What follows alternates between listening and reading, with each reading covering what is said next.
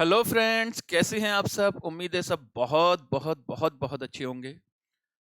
सबसे पहले तो जिन बच्चों ने इस बार सीए फाउंडेशन क्लियर किया है, उन सबको बहुत बहुत बहुत बहुत बधाई मेरी तरफ से। बहुत बहुत मुबारकबाद बच्चों, जो आपकी सक्सेस में पहला स्टेप है वो आपने अचीव कर लिया है। जो बच्चे अनफॉर्चुनेटली इस बार क्लियर नहीं कर पाए, तो बेटा बिल्कुल भी निराश होने की जरूरत नहीं है। जिंदगी में उतार चढ़ाव आते हैं। रीस्टार्ट करिए, फिर से मेहनत करिए और इस बार जरूर आप लोग क्लियर कर जाओगे। जो बच्चे क्लियर नहीं कर पाए हैं उनके लिए मैं एक सेपरेट वीडियो लेकर आऊंगा एक आध दिन में। ठीक है, तो उन बच्चों को मैं एड्रेस उस वीडियो में करूंगा कि उनको आगे क्या करना चाहिए। आज के इस वीडियो में मैं आप लोगों के लिए जो क्या चीजें लेकर आया हूं, एक तो मैं बात करूंगा जो मैं अपना इंटरमीडिएट का बैच स्टार्ट करने जा रहा हूं उसके बारे में मैं बात करूंगा। इंटरमीडिएट के बैच के बारे में आपको पूरी डिटेल दूंगा अपनी रेगुलर बैच की। दूसरी बात, सीए इंटरमीडिएट के बारे में हम बात करेंगे कि सीए इंटरमीडिएट में कितने सब्जेक्ट होते हैं, क्या पासिंग क्राइटेरिया होती हैं।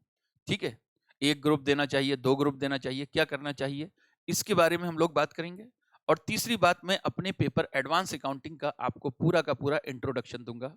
जो एडवांस अकाउंटिंग का पेपर है उसमें कितने चैप्टर्स हैं, कितने अकाउंटिंग स्टैंडर्ड्स हैं, हमें कैसे उसको पढ़ना है, क्या हमारी अप्रोच होनी चाहिए, वो सारी बात मैं इस वीडियो में करूंगा।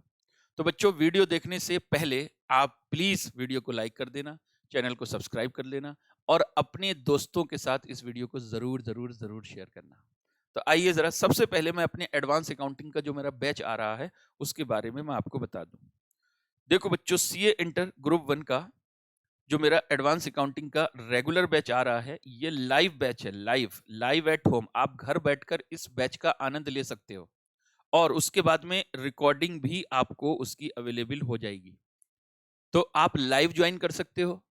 ठीक है, और उसके बाद आपको उसका रिकॉर्डेड भी मिलेगा। तो जो लाइव में होगा वही आपको रिकॉर्डेड मिल जाएगा। क्लास की टाइमिंग क्या होगी? क्लास की टाइमिंग बच्चों होगी 11:30 AM to 1:30 PM, Monday to Friday. Monday to Friday, अभी 5 डेज इन ए वीक हमारा क्लास चलेगा 11:30 बजे से लेकर 1:30 बजे तक। ठीक है, मंडे टू फ्राइडे। फीस क्या है? फी बेटा बहुत ही नॉमिनल फीस है, बहुत नॉमिनल। वैसे तो मेरा फी 10,000 है, यानी 9,999, लेकिन अभी फिलहाल 25 तक 50% ऑफ पर आपको मिलेगा। 50% ऑफ पर आपको मिलेगा। क्यों? क्योंकि जो न्यू कोर्स है मैं पहली बार ऑनलाइन में लॉन्च किया है अभी। ठीक है, पहले से हमारे ओल्ड कोर्स जो चलते थे वो सब ऑनलाइन चलते थे, लेकिन न्यू कोर्स में आपको पहली बार ऑनलाइन पढ़ा रहा हूं। तो उसके एवज में मैंने 50% अभी ऑफ रखा हुआ है। तो 9999 की जगह 4999 का आपको ये बैच मिलेगा 50% ऑफ। ठीक है, 25 फरवरी तक ये डिस्काउंट है। अगर 25 फरवरी तक आपने अपने को इनरोल करवा लिया तो आपको ये डिस्काउंट मिलेगा। अदरवाइज उसके बाद आपका जो फीस होगा वो होगा 9,999। कब से स्टार्ट होगा बेटा? 19 फेब से ये बैच मेरा स्टार्ट हो रहा है। 19 फेब से ये बैच मेरा स्टार्ट हो रहा है। कितने बजे? 11:30 बजे।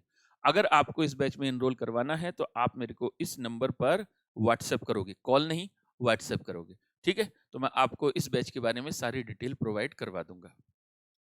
क्या क्या फीचर हैं बच्चों बैच के, जरा देख लीजिए। पहले मैं अपने बारे में आपको बता दूं। ठीक है, I am a qualified chartered accountant and I am also a qualified company secretary. B Com honours, 15+ year मेरे को टीचिंग एक्सपीरियंस है। मैं पिछले 15 सालों से सीए, सीएस और सीएमए के बच्चों को पढ़ा रहा हूँ। ठीक है, लगभग लगभग 35 से 40 हजार स्टूडेंट को मैं पढ़ा चुका हूँ अभी तक। ठीक, 12+ ईयर का मेरे को चार्टेड अकाउंटेंसी का प्रैक्टिस का एक्सपीरियंस है। और इसके अलावा मैंने जो भी है काफ़ी सारी बुक्स मैंने अपने आप लिखी हुई हैं, अकाउंटिंग की, अकाउंटिंग स्टैंडर्ड्स की, इंड एस की। ठीक, तो ये कुछ मेरे बारे में बात थी। क्लास के जो फीचर्स हैं वो जरा देख सकते हो आप। आपको लाइव क्लास मिलेगा, रिकॉर्डेड क्लास मिलेगा with unlimited views. With unlimited views, लेकिन अनलिमिटेड व्यूज आपको तभी मिलेंगे अगर आप मोबाइल में क्लास लेते हो तो अनलिमिटेड व्यूज हैं। लेकिन अगर आप लैपटॉप में या अपने पीसी में क्लास देखना चाहते हो तो उस केस में आपको इनक्रिप्टेड क्लासेस मिलेंगी और उसके व्यू जो होंगे वो 2 व्यूज होते हैं, यानी 2 टाइम्स। 2 टाइम्स का मतलब यहाँ पर होता है अगर 2 घंटे की क्लास है तो आप उसे 4 आवर्स व्यू कर सकते हो, 4 घंटे आप उसको देख सकते हो। तो टाइमिंग में होता है डबल व्यूज। ठीक है जी, तो 2 व्यूज, समझे? अच्छा, जो भी अगर कोई बच्चा रिकॉर्डेड क्लास लेगा तो वो उसके मन में आता है सर मेरे डाउट्स कैसे क्लियर होंगे, तो डाउट्स के लिए आपको लाइव डाउट सेशंस होंगे और अगर कोई भी आपके छोटे मोटे डाउट्स आते हैं तो आप व्हाट्सएप करोगे, उस पर भी आपको रिप्लाई मिल जाएगा। ठीक है, आपको एक कॉन्सेप्ट का नोटबुक मिलेगा। कॉन्सेप्ट का नोटबुक मतलब एक प्रिंटेड फॉर्म में आपको कॉन्सेप्ट बुक मिलेगी। बेटा इंडिया की सबसे बेस्ट बुक होगी वो, समझ लीजिए। बिल्कुल इजी लैंग्वेज में सारे कॉन्सेप्ट आपको उसमें लिखे हुए मिलेंगे। सारे के सारे अकाउंटिंग स्टैंडर्ड्स का जो क्रक्स है वो इस बुक में आपको मिलेगा। ठीक है जी, सारे के सारे जो चैप्टर्स हैं उसका भी जो बेसिक कॉन्सेप्ट का क्रक्स है ना, वो सब आपको इस बुक के अंदर मिलेंगे। तो ये एक बुक मिलेगी। इसके अलावा 3 बुक आपको मिलेंगी इंक्लूडिंग एमसीक्यू बुक्स। लेकिन इसके बारे में मैं आपको एक चीज बता दूं, अभी बताऊंगा बुक के बारे में। 100% आईसीआई मटेरियल हमारी क्लासेस में कवर होगा। ठीक है, जिसमें आरटीपीस भी कवर होंगे, एमटीपीस और पीवाईक्यू, जितने भी पास्ट ईयर क्वेश्चंस हैं, पिछले 10-15 अटेम्प्ट्स के क्वेश्चंस होंगे, वो सब इसमें कवर होंगे। ठीक है, और जब आपका कोर्स कंप्लीट हो जाएगा उसके बाद आपको रिवीजन क्लासेस मिलेंगी, मैराथन क्लासेस मिलेंगी। यानी आपका साथ एग्जाम तक नहीं छोड़ने वाले। ऐसा नहीं है कि आपका कोर्स कंप्लीट हो गया तो हम अलग और आप अलग, हमारी राहें जुदा नहीं होंगी। जब तक आपका एग्जाम है तब तक हम लोग साथ में हैं। ठीक है, तो एग्जाम तक आपको मैं साथ में मिलूंगा कभी भी। I will be approachable for you all. तो ये मेरा जो है, ये मेरे बैच की डिटेल है। ठीक है, अच्छा बुक के बारे में मैं बात कर रहा था। तो बुक देखो, जो बुक है ना, अगर आप डिस्काउंटेड वैल्यू पर आप इस कोर्स को परचेस करते हो तो बुक जो है आपको सॉफ्ट कॉपी में मिलेगा। आपको बच्चों प्रिंटेड फॉर्म में बुक नहीं मिलेगा। अगर आपने डिस्काउंटेड वैल्यू में इस कोर्स को परचेस किया है और आप बुक लेना चाहते हो तो फिर बुक आपको परचेस करना पड़ेगा। बेटा इतने अमाउंट में बुक नहीं मिलेगा।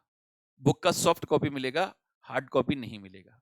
ठीक है, हाँ, जो फुल कोर्स है उसके साथ में हम hard copy of book free में भेजते हैं, समझे। लेकिन डिस्काउंटेड के साथ में बेटा अगर हम बुक भी देने लगे तो हमको कुछ भी नहीं बचने वाला। तो इसलिए बुक अगर आपको चाहिए तो बुक आपको परचेस करना पड़ेगा। ठीक है बच्चों, तो ये है आपको 19 फेब से मेरा बैच शुरू हो रहा है 11:30 से 1:30 PM पर। आप लोग मेरे साथ जुड़िए। अब क्लासेस कहाँ होंगी बेटा? क्लासेस एक तो होंगी एप्लीकेशन पर, पहले कुछ क्लासेस यूट्यूब पर होंगी लाइव, और उसके बाद में आपको एप्लीकेशन पर उन क्लासेस का एक्सेस मिलेगा। एप्लीकेशन आप प्ले स्टोर में जाएंगे, वहां पर इक्तदार मलिक क्लासेस के नाम से मेरा ऐप है, उसको आप डाउनलोड करेंगे। ठीक है जी, और वहां पर आपको क्लासेस मिलेंगी। ठीक है जी, ये हमारा कोर्स के बारे में बात थी। चलिए फिर अब हम लोग बात करते हैं अपने एडवांस अकाउंटिंग के पेपर के बारे में। लेकिन उससे पहले जरा मैं आपको इंटरमीडिएट के बारे में बता दूं, ऑल अबाउट इंटरमीडिएट। आइए जरा देखते हैं इंटरमीडिएट के बारे में मैं आपसे बात करने वाला हूं यहां पर। देखो बच्चों, ऑल अबाउट सीए इंटरमीडिएट। चलिए हम बात करते हैं सीए इंटरमीडिएट के बारे में कि सीए इंटरमीडिएट में कितने पेपर होते हैं। ठीक है, कैसे कैसे हमको स्टडी करनी होगी। देखो बच्चों, सीए इंटरमीडिएट में 2 ग्रुप होते हैं, ग्रुप 1 और ग्रुप 2।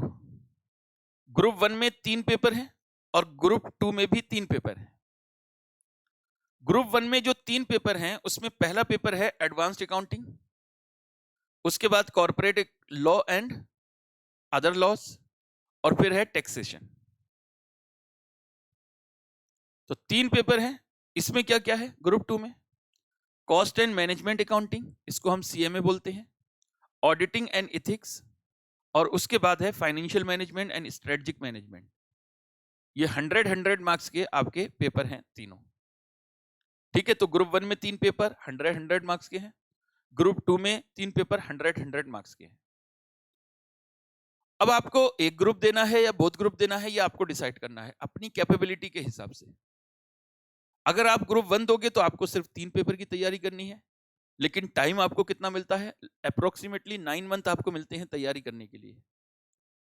अब इंस्टीट्यूट ने आपको जो 9 मंथ अलाउ किए हैं ना, वो बोथ ग्रुप के लिए किए हैं, यानी 6 पेपर के लिए किए हैं, 6 पेपर के लिए। लेकिन अगर आप 3 पेपर 9 महीने में देना चाहते हो आपकी मर्जी। लेकिन मेरे हिसाब से अगर आपके पास 9 महीने हैं तो बहुत आराम से आप आराम से भी पढ़ाई करोगे ना, तो आप दोनों ग्रुप की तैयारी बहुत आराम से कर सकते हो। बाकी आपकी चॉइस है। ठीक है, मैं आपको दोनों ग्रुप के बारे में बता दूंगा कि एक ग्रुप देने का क्या फायदा है, दोनों ग्रुप देने के क्या फायदा है। लेकिन हाँ, दोनों ग्रुप देने के हमेशा फायदा होता ही है। एक तो आपके 6 महीने बचते हैं, अगर आप एक ही अटेम्प्ट में सब क्लियर कर जाते हो, एक सब क्लियर कर लेते हो, तो बेटा 6 महीने आपके बचेंगे। ठीक है, टेंशन नहीं रहेगी। चलो, एक ही शॉट में दोनों ग्रुप हो गए। बाकी अभी बात करेंगे कि क्या इसके बेनिफिट हो सकते हैं। आगे देखो, पासिंग क्राइटेरिया और एग्जम्पशंस की क्या रिक्वायरमेंट है आपके। पहले मैं ग्रुप 1 की बात करूंगा।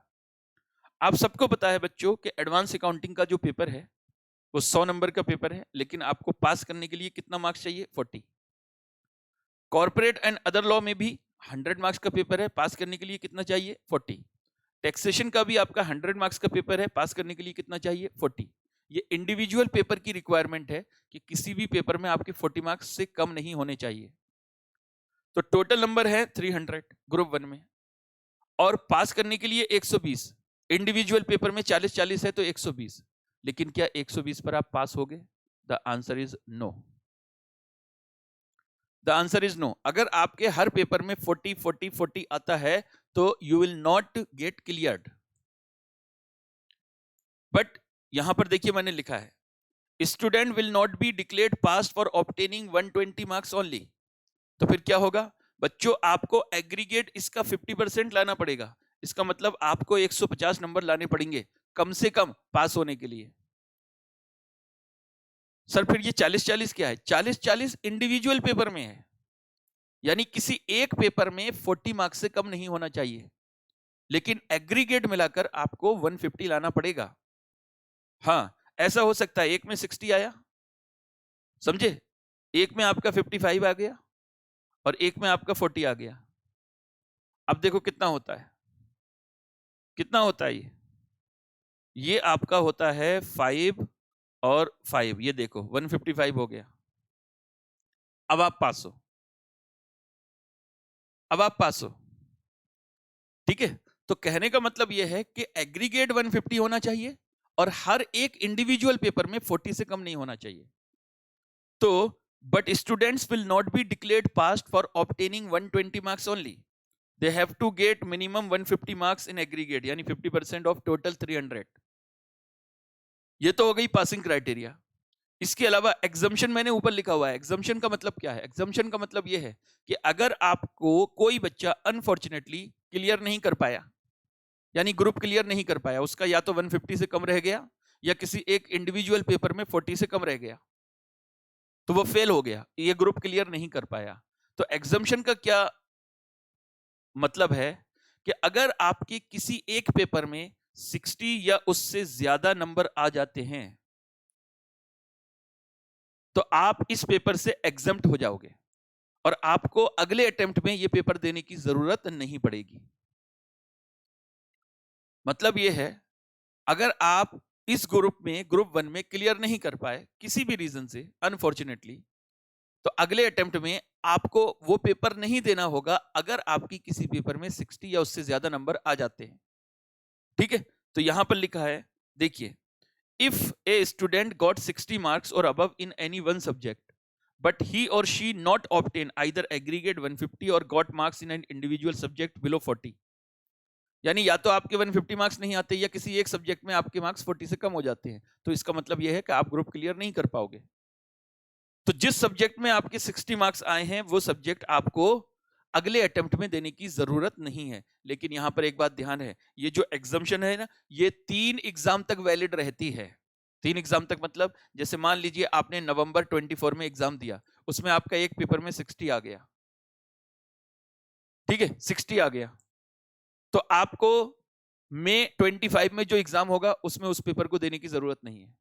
अगर मई 24 में भी आपका क्लियर नहीं हो पाया तो नवंबर 25 में आपको वो पेपर देने की जरूरत नहीं है। अगर अनफॉर्चुनेटली वहां पर क्लियर नहीं हो पाया तो फिर मई 26 में भी आपको उस पेपर की देने की जरूरत नहीं पड़ेगी। ठीक है, उसके बाद अगर उसमें भी क्लियर नहीं हुआ तो फिर एग्जाम्शन आपसे विड्रॉ कर ली जाएगी, फिर अगले अटेम्प्ट में यानी नवंबर 26 में जाकर आपको वो पेपर भी देना पड़ेगा। तो एग्जाम्शन जो है वो 3 एग्जाम तक वैलिड रहती है। तो ये तो मैंने ग्रुप 1 के बारे में बताया। अब सेम बातें हैं ग्रुप 2 के लिए, सेम बातें बिल्कुल ग्रुप 2 के लिए है। हर पेपर में कितना लाना है? 40 40 40।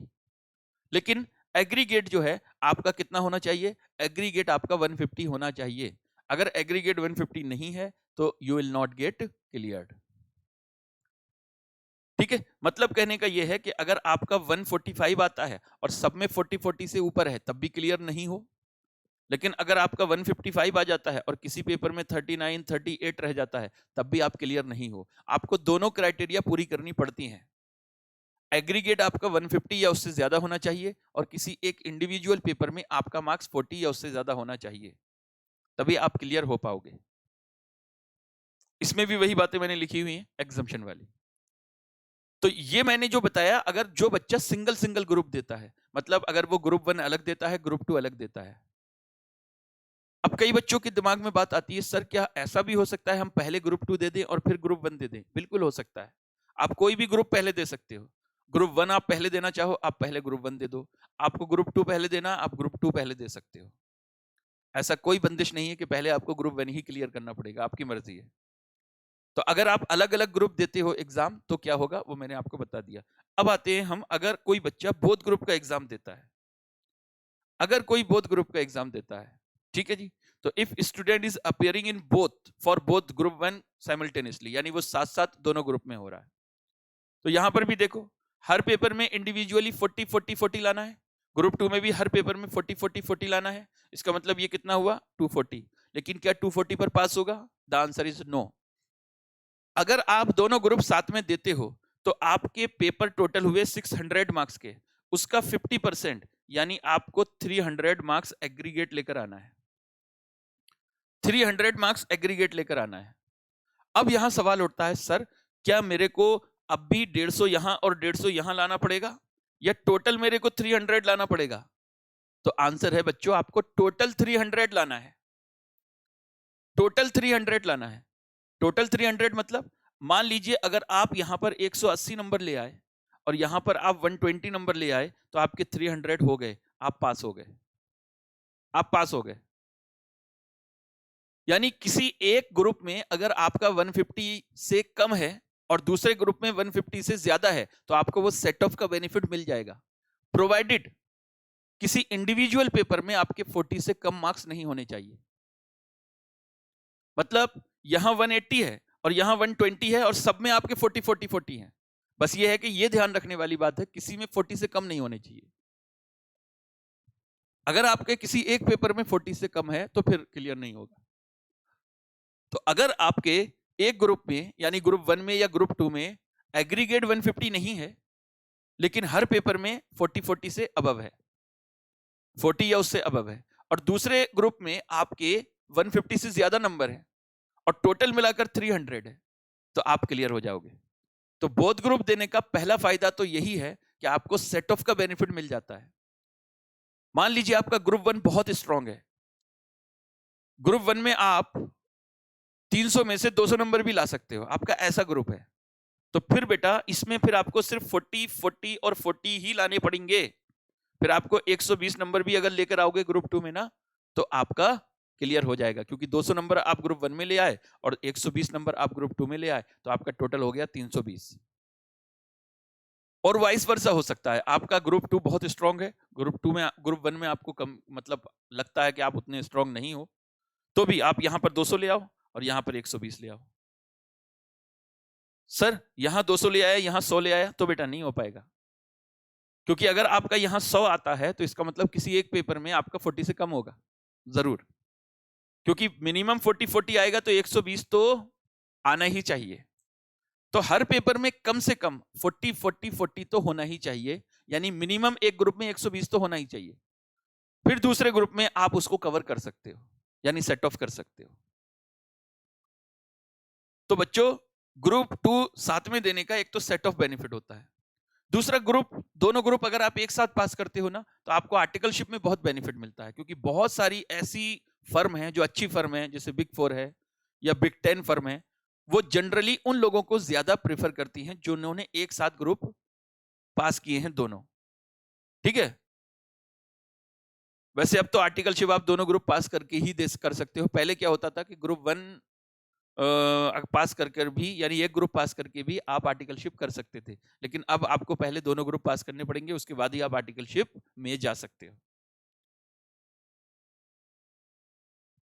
ठीक है, तो एक साथ बोथ ग्रुप पास करने का मजा ही अलग होता है, लेकिन कोई ऐसा जबरदस्ती नहीं है। अगर आपको लगता है नहीं कि आपकी कैपेबिलिटी नहीं है, आप 3 पेपर की तैयारी आराम से करना चाहते हो, कोई बात नहीं, इट्स योर कॉल, आप उसमें जा सकते हो। ठीक है, ठीक है जी। तो यहां पर जरा देखो, इसके रूल देखो ग्रुप 2 के। If a student is appearing for both groups, then he और she will have to obtain 300 marks in aggregate to pass both group. दोनों ग्रुप पास करने के लिए आपको 300 मार्क्स लाने पड़ेंगे। In this case, student can get set of benefit of marks of one group for other group. जो मैंने अभी आपको बताया कि आपके ग्रुप 1 में आ गए 180 और ग्रुप 2 में आए 120, then you are pass, 300 marks आ गए आपके। यानी 150 का जो क्राइटेरिया है ना, वो अगर सिंगल सिंगल ग्रुप देते हो ना, तब है वो क्राइटेरिया। अगर आप ग्रुप 1 अलग देते हो और ग्रुप 2 अलग देते हो, तो दोनों ग्रुप में आपको 150 लाने पड़ेंगे। अच्छा, दोनों ग्रुप साथ देने का एक बेनिफिट और है, आपका रैंक आ सकता है। आप अगर ग्रुप 1 देते हो और उसमें 300 में से 300 नंबर भी ले आते हो ना, और फिर ग्रुप 2 देते हो, उसमें भी 300 में से 300 नंबर ले आते हो, तब भी आपका रैंक नहीं बनेगा। अलग अलग ग्रुप देने पर कभी रैंक नहीं बनता। रैंक हमेशा बनेगा अगर आप बोथ ग्रुप साथ में दोगे, तो रैंक का बेनिफिट भी आपको मिल सकता है। ठीक है, तो यहां पर एग्जांपल मैंने दिया है कि अगर एक ग्रुप में आपके 180 आते हैं, दूसरे ग्रुप में आपके 120 आते हैं, तो आपने एग्रीगेट जो 50% का क्राइटेरिया है वो क्लियर कर दिया, तो आप पास हो सकते हो। बस एक ही शर्त है कि आपका किसी इंडिविजुअल पेपर में 40 मार्क्स से कम नहीं होना चाहिए। समझ गए? तो ये सब बातें मैंने यहां पर आपको इंटरमीडिएट के पासिंग क्राइटेरिया के बारे में बताई है आपको। ठीक है बेटा, चलिए अब मैं आपसे बात करूंगा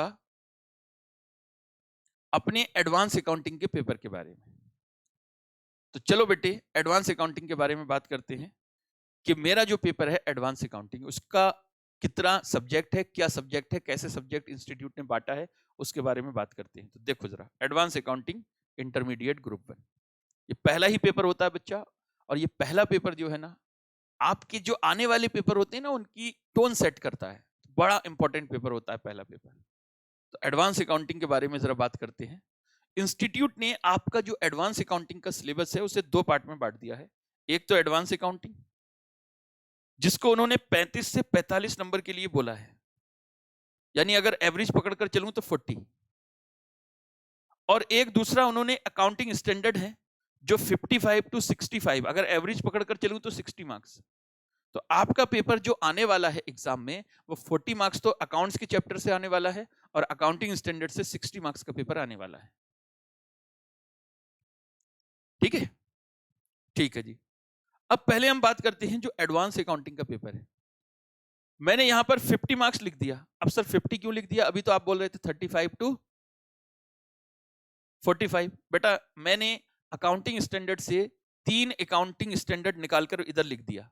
कंसोलिडेटेड फाइनेंशियल स्टेटमेंट, ये 3 अकाउंटिंग स्टैंडर्ड है, 21, 23, 27।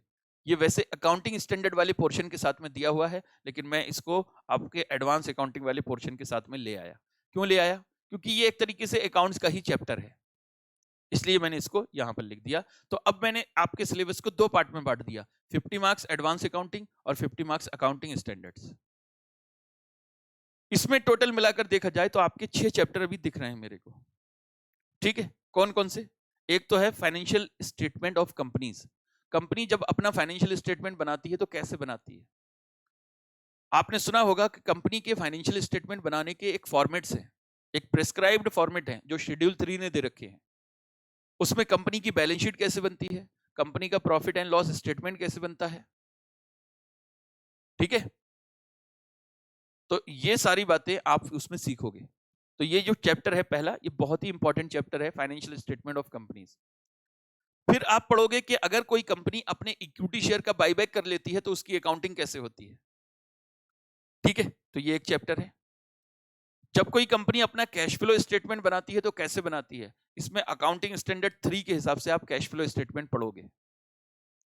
रिकंस्ट्रक्शन अकाउंटिंग, अगर कोई कंपनी बीमार है, उसका इलाज किया जाता है, तो उसका इलाज करने पर क्या अकाउंटिंग होगा, that is called reconstruction accounting. जब दो कंपनी आपस में मिल जाती हैं या एक कंपनी किसी दूसरी कंपनी को टेक ओवर कर लेती है, तो उसकी अकाउंटिंग कैसे होती है वो आप अमालगमेशन के चैप्टर में पढ़ोगे। ये AS14 है, AS14 के हिसाब से पढ़ोगे। अगर एक होल्डिंग कंपनी है और एक सब्सिडरी कंपनी है, तो उन दोनों के मिलाकर कंसोलिडेटेड फाइनेंशियल स्टेटमेंट कैसे बनते हैं वो आप यहां पढ़ोगे 3 अकाउंटिंग स्टैंडर्ड में, AS21, 23, 27। और ब्रांच की अकाउंटिंग कैसे होती है, यानी कोई ऑर्गेनाइजेशन है, उसकी कई सारी ब्रांचेस हैं, तो उस ब्रांच की अकाउंटिंग कैसे होगी वो आप पढ़ोगे ब्रांच अकाउंटिंग में। ऊपर के जितने भी चैप्टर हैं ये वाले, ये सब कंपनी अकाउंट से रिलेटेड चैप्टर हैं। ये एक इकलौता चैप्टर है जिसमें सोल प्रोप्राइटरशिप, पार्टनरशिप और कंपनी तीनों से क्वेश्चन हो सकता है। यानी जो ब्रांच है उसका हेड ऑफिस पार्टनरशिप फर्म भी हो सकता है, सोल प्रोप्राइटरशिप फर्म भी हो सकता है, और कोई कंपनी भी हो सकती है। यानी ये इकलौता चैप्टर है जहां पर सोल प्रोप्राइटरशिप या पार्टनरशिप का इन्वॉल्वमेंट हो सकता है। बाकी जितने भी ऊपर के चैप्टर हैं सब के सब आपके कंपनी अकाउंट से रिलेटेड है। तो ये तो था हमारा अकाउंटिंग स्टैंडर्ड का पोर्शन। अब हम बात करते हैं हमारे जो अकाउंटिंग स्टैंडर्ड्स हैं उनकी।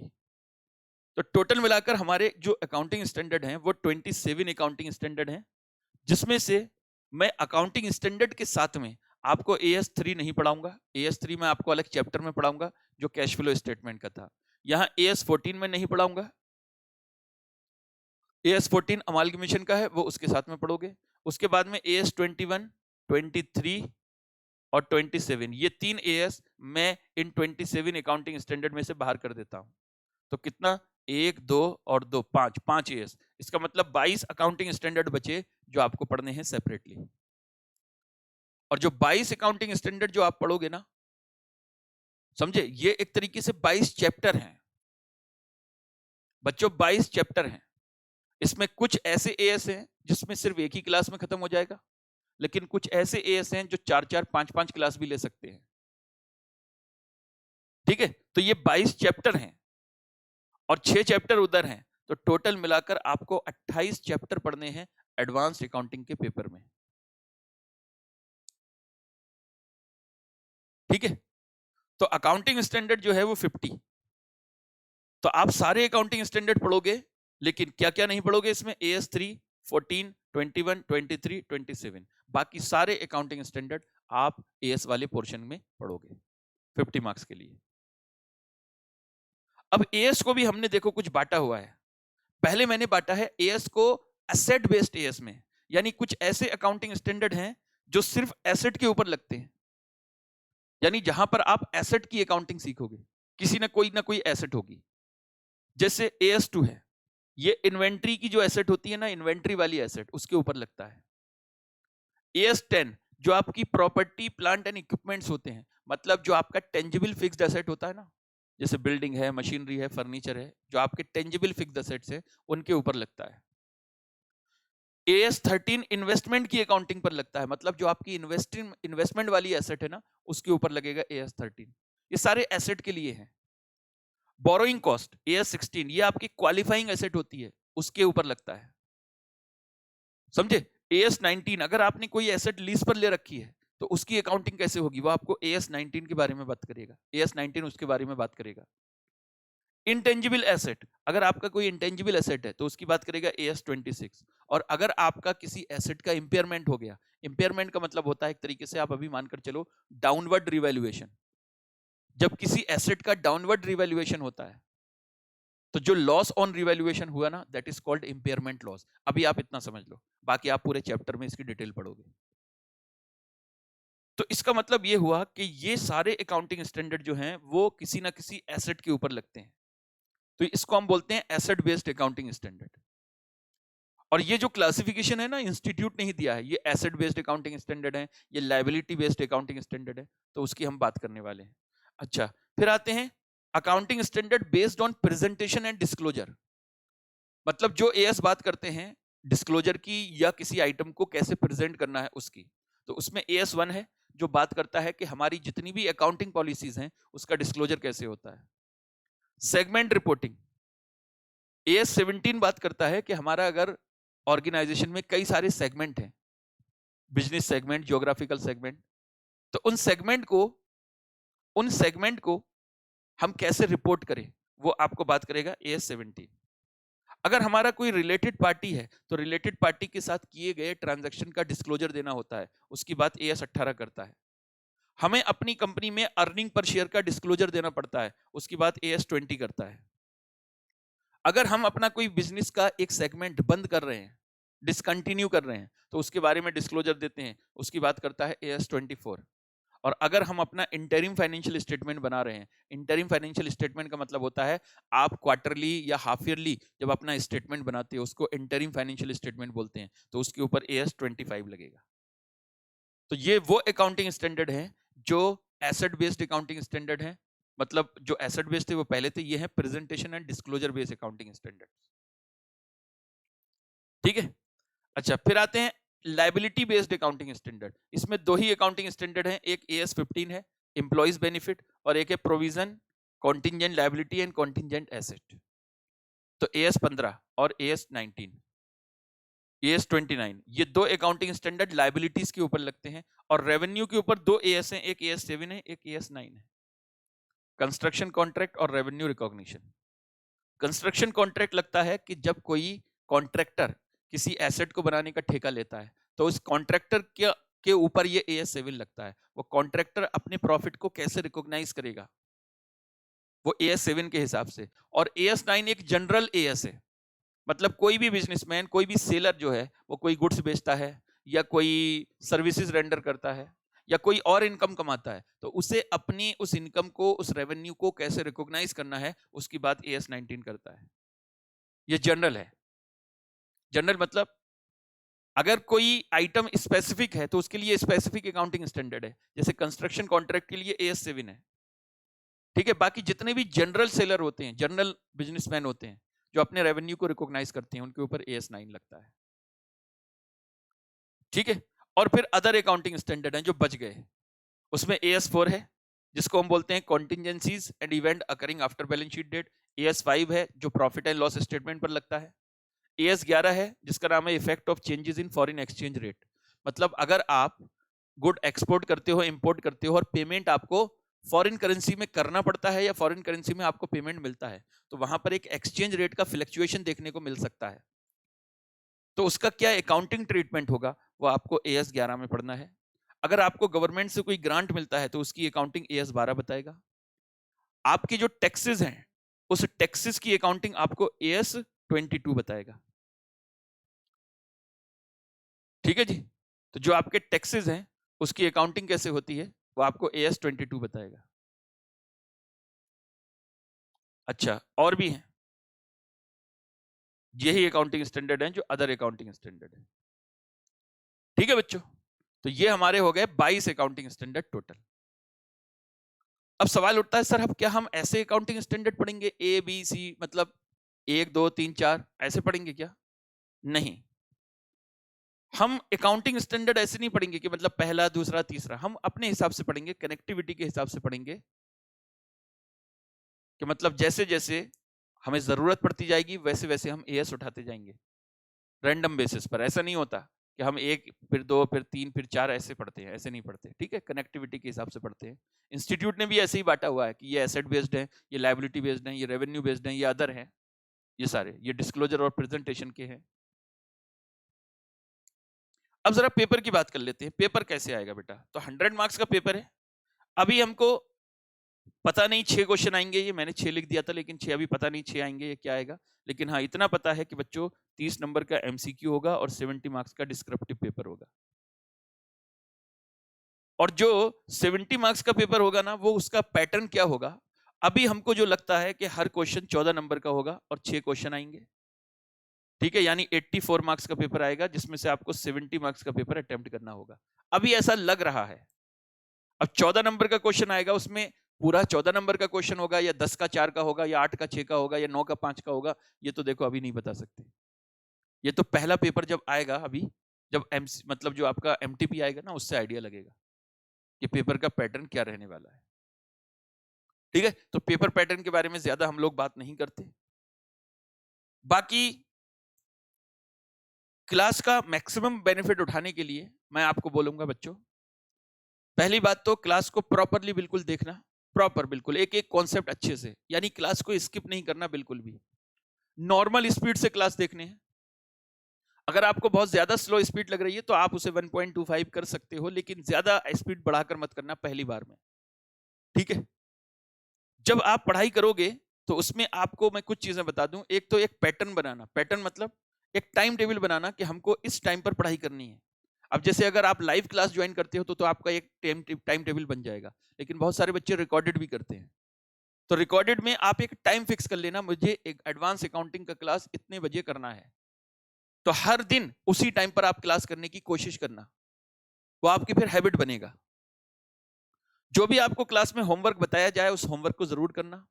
और आप लोग रजिस्टर जो तैयार करोगे ना, तो रजिस्टर कैसे तैयार करना, देखो आप 2 रजिस्टर तैयार करोगे, एक एएस के लिए और एक अकाउंट्स के लिए, यानी एडवांस अकाउंट के लिए। जो भी अकाउंटिंग स्टैंडर्ड होगा वो इसमें लिखना, और जो एडवांस अकाउंटिंग है वो इसमें लिखना। अलग अलग एएस, अलग अलग रजिस्टर रखोगे तो आपको रिवीजन करने में बहुत मदद मिलेगी। यानी एक ही रजिस्टर में अगर आप सब कुछ करोगे तो फिर आपको रिवीजन करने में दिक्कत होगी, ठीक है।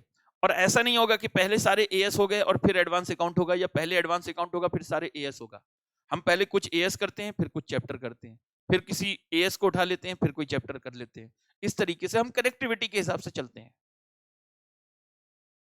ठीक है। तो 2-3 बातें हैं, एक तो रेगुलरिटी रखना और कंसिस्टेंसी मेंटेन करना, और एक टाइम टेबल बनाना क्लास करने का, होमवर्क प्रॉपर करना, और आपको 2 रजिस्टर मेंटेन करने हैं, एएस का अलग और एडवांस अकाउंटिंग का अलग, ठीक है। और प्रॉपर तरीके से नोट्स मेंटेन करना, क्योंकि नोट्स हैं वही हमारी क्लास की यूएसपी है, ये आप ध्यान रखना, ठीक है बच्चों। चलिए, तो ये वीडियो था। Thank you very much. Classes को एंजॉय करें और अपना जो भी फीडबैक है वो जरूर शेयर करना। Thank you very much. Bye bye.